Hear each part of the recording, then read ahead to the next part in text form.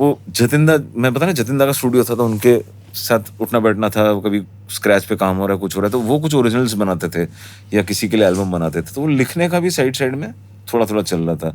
बोबो was pitching as a composer. उसको not only advertising, वो फिल्मों में मेनली घुसना चाहता था. तो ही यूज्ड टू, वो किसी प्रोड्यूसर से मिला कि भाई वहाँ सिटिंग करने जाना है, सुनाना है, तो बोबो मेलोडी बना रहा है एंड मैं उस पर कुछ डमी लिख ले रहा हूँ. अगर फिल्म का टाइटल है या कुछ है, कोई एक सिचुएशन है, लव सॉन्ग है, हार्ट ब्रेक सॉन्ग है, कुछ तो एक लिख लिया. और मैं और बोबो जा रहे हैं, साथ में अमित है कीबोर्ड पे, बोबो गिटार पे है, देयर इज अ ढोलक player and I am the singer. और हम लोग गाना गा रहे हैं. तो हम लोग, अब प्रोड्यूसर को सुनाना है तो थोड़ा सा हम दिलवाले दुल्हनिया टाइप गाना भी बना रहे हैं, थोड़ा सा जतिन ललित टाइप भी बना रहे हैं, थोड़ा अनु मलिक टाइप भी बना रहे हैं. अब मैं गा भी रहा हूँ और बीच में फिर हम लोग मिलके वो सब भी कर रहे हैं, और स्ट्रिंग सेक्शन भी ये सब बहुत किया. तो ये लिखने का एक साइड चलता रहता था, which was somehow maybe developing. That was just basically the need. ऐसा नहीं कि मतलब exactly वो उस नीड की वजह से वो स्टार्ट ही ऐसे हुआ था कि एक melody, you are a resource to अब scratch get the words. Words क्या है, तो वो तुकबंदी करके. So वो रिस्पॉन्सिबिलिटी मिल बांट के ऐसा क्यों नहीं हो रहा था कि why was it just totally given to you? Why? नहीं, because it was happening very easily. नहीं, it was happening easily because they used to work with some lyricists also. But होता क्या था कि मुझे देते थे, वो फटाफट बन जाता था, मैं गा भी देता था, स्कैनिंग भी मुझे ही मालूम है. But how? Why do you think it's like that with you? अब why का तो जवाब मेरे पास भी नहीं है. कुछ तो होगा ना, मतलब something you are doing. मतलब as in you are asking कि वो लिखने का कैसे हो रहा था, पता नहीं. मतलब that is something उस दौरान I also discovered it कि ये मैं कर सकता हूँ. कि you give me a melody, give me a meter and maybe give me a basic brief. ये प्यार का गाना है, ये हार्ट ब्रेक का गाना है, ये डांस सॉन्ग है, एंड कुछ तो मैं लिख लूंगा थोड़ा सा, which will be easier to sing. And फिर कई बार होगा कि वो सिटिंग में गाते गाते उनको याद हो गई, फिर वो बाद में जब लिरिसिस्ट के साथ काम किया तो बोले नहीं यार वो तेरा वाला ये भी याद है, वही ज्यादा हमको गाने में मजा आ रहा है, तो they would want to retain that. ऐसा होता था. I remember Amartya Bobo, he was that time he was in touch with Imtiaz Ali, and उनकी जो पहली फिल्म थी सोचा ना था, तो उसके लिए भी कुछ स्केचेस ने बनाए थे. तो उसमें मेलोडी पे वही कुछ एक सोचा ना था के साथ कोई एक लाइन लिख ली, ऐसा करके किया दिया. तो अब उन्होंने सुनाया क्या हुआ मुझे तो याद नहीं. So most of the time would they make you write to a melody or पहले वर्ड्स दे दो? Specifically to melody. That's how, मैं इसलिए हमेशा कहता हूँ कि that's how it started, that's how I became a writer, by fitting words to tune. कि एक थॉट पे भी गाना बन सकता है, आप ये दो लाइन सोच के उसको कंपोज किया जा सकता है. तो बहुत, ये तो हाल फिलहाल में हुआ है. Are you an, मतलब do you read a lot? No, बिल्कुल नहीं. नहीं. In fact, I am not a reader at all. Actually, which is why I want to understand कि was this your रियाज? लिखने का अगर आप रियाज कहो तो शायद यही था, वो जो मेलोडी पे लिखना, which I eventually started doing in films. Because you need to have a ocean full of words. नहीं, ऐसा नहीं, ऐसा कुछ नहीं. ऐसा एक्चुअली हमेशा हम लोग कहते हैं. ऑफ कोर्स अगर ocean flow of word, if you are a, जिसको उर्दू की जानकारी है, जिसने उर्दू पढ़ी है, जिसको मालूम है बहुत, वो बात अलग हो गई. लेकिन हम जिस मीडियम के लिए काम करते हैं, अगर आप गौर से देखें तो primarily that's the medium of the spoken language. वो कॉमन मैन की भाषा है. हमारे गाने कॉमन मैन की भाषा में, उसमें तो वर्ड्स की, वो तो आप इतने पुराने गाने सुन के बैठे हो. बचपन से तो गाने याद कर रहा हूँ डायरी में लिख के. वो उसमें बख्शी साहब के गाने भी लिखे, गाने लिख के, मतलब यूज्ड टू राइट. हाँ, एक डायरी थी बाकायदा. मैं रियली स्पेसिफिकली मैं ऑर्केस्ट्रा डेज, एक मोटी डायरी थी. अब आज मैंने गाना एक सुना, ये गाना तैयार करना है, या गाना मैंने नया सुना अच्छा लगा, नए गाने भी पुराने गाने भी, तो मैं पहले लिखता था फिल्म का नाम, साइड में एक ब्लॉक होता था, उसमें composer R.D. Burman, lyrics Anand Bakshi, singer Kishore Kumar, Lata Mangeshkar. तो वैसे कर करके, तो what I am trying to say is कि वो जो गाने अब मैं सुना, लिखता जा रहा हूँ, फिर उसको याद करके गा रहा हूँ. अब स्टेज पे भी या तो डायरी देख के गा रहा हूँ, या याद हो गया तो ऐसे ही गा रहा हूँ. तो जितने द ग्रेटेस्ट ऑफ राइटर्स थे, उनके काम तो सारे मैं याद करके बैठा था. उस वक्त इतना गौर नहीं करता था कि अच्छा ये गाना बख्शी साहब का है, ये उनकी स्टाइल है, गुलजार साहब का ये स्टाइल है, अच्छा ये लाइन उन्होंने कितनी अच्छी लिखी. वो सब कुछ नहीं था, बस मग अप एंड सिंग, ये था. But unknowingly I was mugging it up. मैं उसको जज्ब कर रहा था अंदर. अब वो बाद में जाके कहीं काम आया, because the sense of metering, scanning, कि how do you scan a line, which word sounds good where, वो सब, वो तो उसका रियाज तब से हो रहा था. Not when I started writing for my self. वो एक्चुअली उसका रियाज तब हुआ था. वो सुनना कि एग्जैक्टली इस जगह पे कि मतलब I fleetingly I give you an example कि वर्ड है पत्थर, थोड़ा नॉन म्यूजिकल वर्ड है, ठीक है, लेकिन जब गाने में किशोर दा गा रहे हैं पत्थर की हवेली से ना ना ना ना ना ना ना, तो वो पत्थर, वरना आप कैसे कहेंगे पत्थर की, सुनने बड़ा अजीब लगता है, बट पत्थर ये जो आपने देखा कि वो सुनने में खटके भी नहीं बट सुनने में अच्छा लगे, ये जो चीजें हैं ये धीरे धीरे धीरे धीरे वो सुनते सुनते, that's why that music that I heard that time is has a lot to do with it. I always used to wonder कि how did you think of using फड़फड़ाए? मेरी रूह का परिंदा फड़फड़ाए. मतलब that word ऐसे individually सुनते हैं. Now, interesting when you mention it, मैंने 100% सोचा था कि फड़फड़ाए बाउंस होने ही वाला है, लेकिन उस टाइम वो जल्दी में आ गया, वो अप्रूव हो गया. ये कमाल की बात है. But I always find it so interesting कि यार ये how did you think of this word? नहीं, उसके पीछे एक शायद रीजन ये भी था कि वो जब गाना बन रहा था स्पेशली बुलेया, तो उसमें we needed that little something that pops out, not very soft and filmi और romantic language, but that little bit of जो वो कोक स्टूडियो के गाने वगैरह आए थे ना, ऐसा something that pops out, stand out. तो वो थॉट, क्योंकि पहले तो हुक क्रैक हुआ था, ये बैकवर्ड्स बाद में बना था मुकड़ा. Okay. तो वो मेरी रूह का परिंदा फड़फड़ाए सुकून का जजीरा, अब वही व्हेन यू थिंक बैक उस वक्त कैसे वो आया, आई डोंट नो, बट आ गया, सुनने में अच्छा लगा, approve. Yeah, it sounds crazy actually. So now when you were अभी इतना सब singing का, you were doing all these things, Bobo and all this. At that same time, how are you? अपनी सिंगिंग के बारे में क्या फील हो रहा था कि मतलब कभी ऐसा वो, क्योंकि ये वर्ल्ड एकदम अलग है जो जिस वर्ल्ड की बात हो रही है अभी,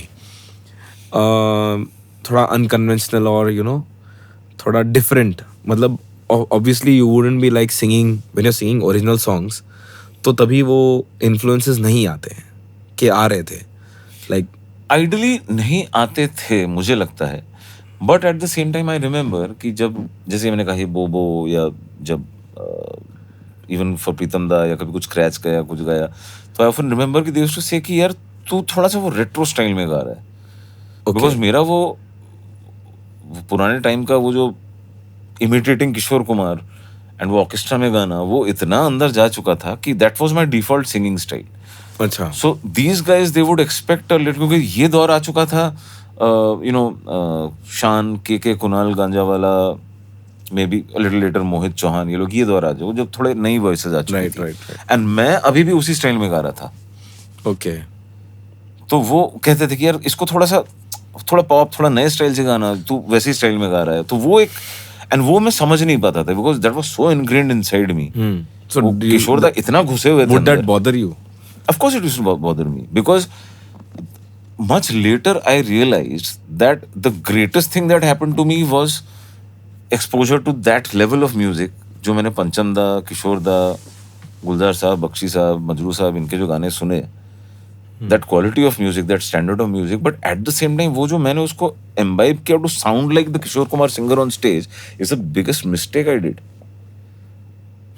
तो दैट्स व्हाई लेटर ऑन कहीं ना कहीं अब जाके मैं कहीं होता है when I have done so much of my own work, अब जो भी गाना मैं लिखता हूँ पहले तो उसको घर पे बैठ के मैं गाता हूँ, वॉइस नोट पे मैं भेजता हूँ, करेक्ट.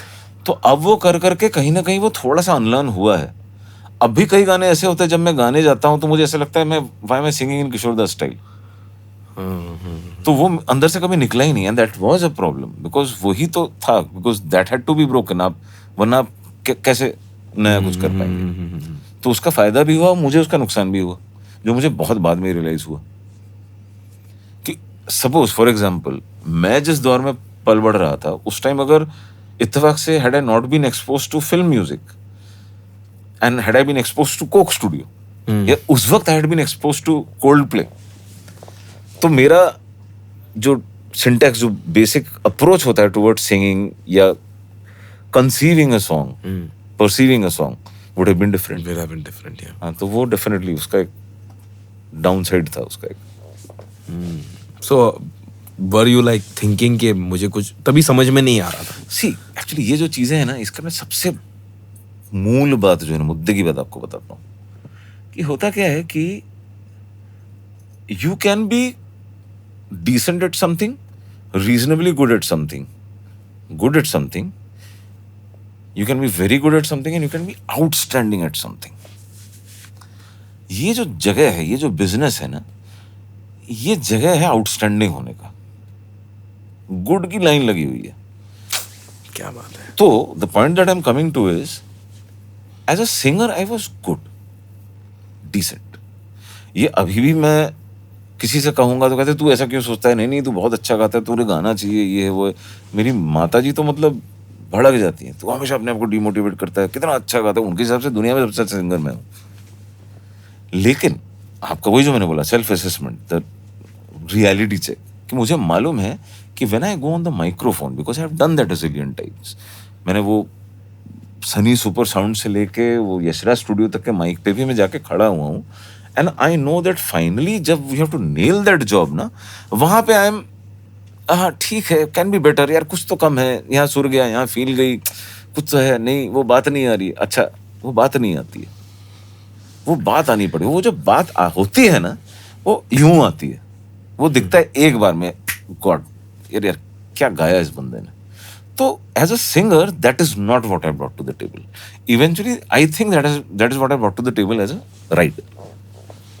सो वो मोस्ट डेफिनेटली, हाँ, मोस्ट डेफिनेटली. बट वो था. बट और ये रियलाइजेशन जो मैंने अभी आपको बोला, वो होने में बहुत वक्त लगा. बिकॉज पहले आप डिनायल में रहते हो, राइट. आप बिलीव करते हो कि things are not working in your favour. That particular day it was not your good day. But that is the thing, when you bring that to the table, any bloody day you will bring that to the table. But I'm sure some people, like, there are many singers who are not good also, right? But still, like in technical ways, matlab maybe they have a good voice. हाँ, so you know that reason. It's the tone. It's the tone. हम लोग जानते कितने हैं, हम लोग उसी नाम नहीं लेंगे, जिनका टोन इज द यूएसपी. उनके साथ रिकॉर्ड करने में क्या होता है हमको मालूम है. Is that tone, you just can't do away with that tone. That is an indispensable tone. और otherwise you are an indispensable singer. कि आप माइक पे जो गा देते हो वो फिर हटाना मुश्किल है. मैं दोनों में फिट नहीं बैठता था. ना तो टोन ऐसा कुछ था कि यार यार ऐसी आवाज ही नहीं सुनी यार, इसको तो रिकॉर्ड करना ही है. My first movie is Devdi. मतलब as a lyricist, actually Amir. Amir is your first movie as a lyricist. As a lyricist in films.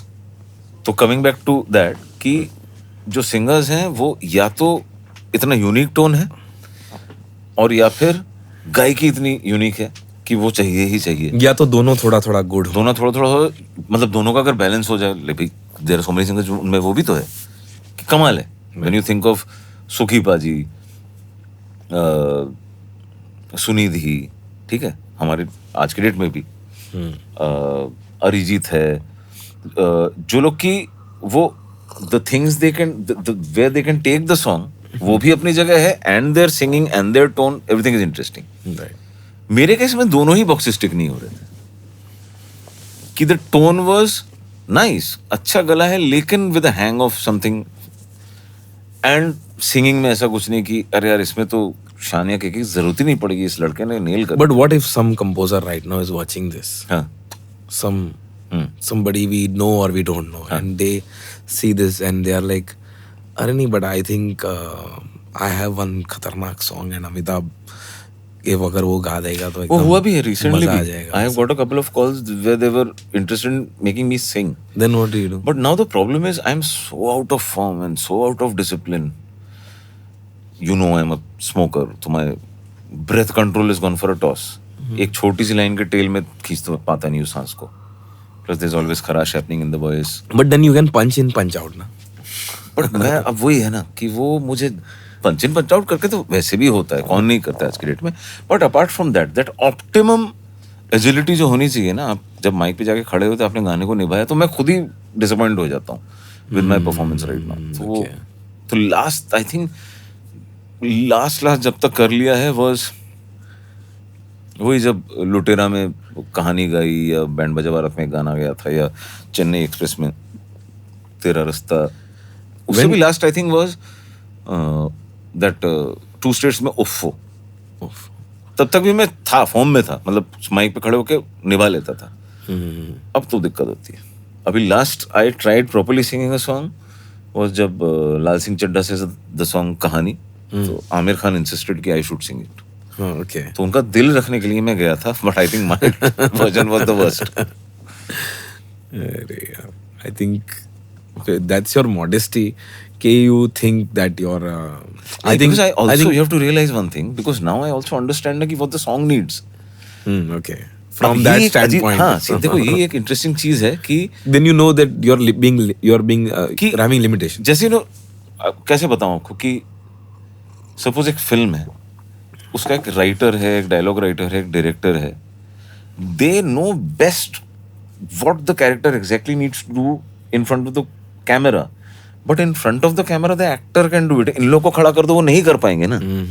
तो मेरे साथ अभी वही होता है कि when I right the song on melody and मैं उसका डिटेल्ड स्कैनिंग भेजता हूँ, ऐसे करो, यहाँ पे ये इसको ऐसे बोलना, मैं सब डिटेल्स भेजता हूँ। Right. आप लोगों को भी कितनी बार वॉइस नोट मिला होगा। Right. So I can conceive that the best way कि यहाँ पे इसको इस तरीके से गया तो बेस्ट है, but I am not able to project and execute it myself when I go on the microphone. उसके लिए मुझे वहाँ पे वो करेक्ट सिंगर चाहिए। तो दैट्स वाई अभी जैसे मैंने एग्जांपल दिया कि जब कहानी रिकॉर्ड होने वाला था, तो आई सेड कि नो, मैंने आमिर खान साहब से बहुत बार करके कहा कि क्योंकि मैंने सिटिंग में आपके लिए गाया है, आपको फर्स्ट इंप्रेशन मेरी वॉइस का हो गया, लेकिन इस गाने में जो फील चाहिए वो इवेंचुअली मोहन ने गाया है, सोनू जी ने गाया है, देयर आर 2 वर्जन्स। इनकी वॉइस में होएगा, मैं वो नहीं ला पा रहा हूँ, because when I am singing and listening to my version, अरे यहाँ फील ही नहीं है, यहाँ पे वो बात ही नहीं है, सुरवुर तो छोड़ ही दो, वो अलग बात हो गई। तो मुझे वो भी है कि गाने को क्या एग्जैक्टली चाहिए वो होना चाहिए मुझे। तो मेरा नाम आता ही नहीं है वहां पे, सीधी सी बात है। But I don't know, मतलब I think फिर भी because I've heard you sing, man. So हाँ, so what I understand what you're saying. So the thing is कि I need to get into it seriously. I belong to that school of thought जहाँ पे कि a singer's discipline is as good as that of an athlete. yeah, जो तैयारी, right, absolutely, सांस की तैयारी, right, pause punctuations की तैयारी, वो जो होनी चाहिए, लैंग्वेज की अंडरस्टैंडिंग जो होनी चाहिए, वो बहुत मुश्किल काम है, जिम्मेदारी का काम है। तो मैं अगर मुझे वापस वो करना है तो मुझे सीरियसली करना पड़ेगा। एक सौ पहले ये सब बकवास छोड़ना पड़ेगा। रियाज आई हैव टू गेट, साल बरसों हो गए रियाज नहीं। रियाज की बात करते हुए, जब तक देवडी वगैरह के गाने रिलीज हुए हाँ, जिसमें मैंने एज ए लिरिसिस्ट काम करना शुरू किया, तब तक मैं daily ritual used to be, पहले सुबह उठ के पानी वानी पी के, थोड़ा चाय पी के, गला के, सबसे पहले हारमोनियम नहीं तो कीबोर्ड नहीं तो जिस पे भी हो बैठ के रियाज, 1.5-2 घंटा रियाज, which in used from the earlier days it used to be the Hindustani, जो भी मैं थोड़ा बहुत सीखा था, कुछ तान पलटे आलाप ये वो सब करना। Then later on I got to know about the warm up exercises, western जो स्कूल ऑफ थॉट है उसका। from तो I got introduced to it by my friend Joy Barua, who is a Joy Barua, very yes, popular yes, singer, yes, yes. Composer, amazing singer. yes, तो जॉय के साथ दोस्ती हुई थी जतिंदा के स्टूडियो में, तो वहां पे हम लोग भी हिट इट ऑफ, साथ में बैठते थे। Joy also is like doing a lot of recordings यहाँ वहाँ कुछ, हाँ, कहीं बैकग्राउंड, कहीं कुछ, बहुत a कुछ lot of करता था वो, तो stuff, एबी रोड composing. में जाके रिकॉर्ड करके आए अपने एल्बम अरे वगैरह, वाह, बहुत क्या कुछ। बात है। अमेजिंग है, amazing musician, lot of good understanding of music, composition, singing techniques, ये वो। तो जॉय से वहाँ से दोस्ती हुई and we hit it off very well. Then हमारा इन्फॉर्मेशन एक्सचेंज होता था, मैं थोड़ा इंडियन फिल्म प्लेबैक सिंगिंग इस सब के बारे में उसको बताता, वो मुझे वेस्टर्न के बारे में बताता। तो वहाँ से मुझे पता चला अच्छा ये भी है, there are different kinds of exercises for the voice. क्योंकि हिंदुस्तानी जो ट्रेडिशन है, जो क्लासिकल है, वो आपको एक तरीके से ट्रेन करती है, वो एक दूसरे तरीके से ट्रेन करता है। द आइडियल कॉम्बो इज दोनों का अगर आप कॉम्बिनेशन कर ले। Right. तो मैंने अपने ही दिमाग से थोड़ा बहुत इंजीनियरिंग करके, जैसे वो कैसेट बनाया था वैसे ही मैंने कुछ अपने वोकल एक्सरसाइजेस सेट्स बनाए थे, जिसमें कि शुरू होता था वोकल वार्म अप से, वो सब यू नो, right, और then used to go into those तान्स एंड पल्टास and used to finish with some me singing just some song जो मुझे मालूम है। पूरा 1.5-2 घंटे का प्रोसेस होता, तब मैं तैयार होता था, okay now I am ready to sing. अब वो किए ही 10 साल से ऊपर हो गया, तो कोई कुछ डिसिप्लिन नहीं है, कुछ नहीं। तो then I have to get back to that seriously. अब वो करने में फिर अभी too much inertia and lazy, होता नहीं है।